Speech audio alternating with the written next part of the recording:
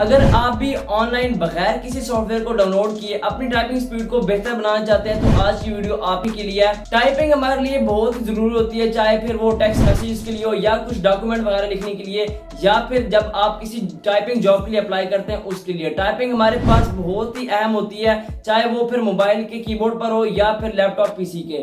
आज की वीडियो में आपको ऑनलाइन एक ऐसी गेम के बारे में बताऊंगा कि जिसको आप खेलकर अपनी टाइपिंग स्पीड को 100% बेहतर बना सकते हैं, काफी अच्छी आप अपनी स्पीड को कर सकते हैं। वीडियो को अंत तक जरूर देखिएगा, वीडियो आपको बहुत ही फायदा देगी।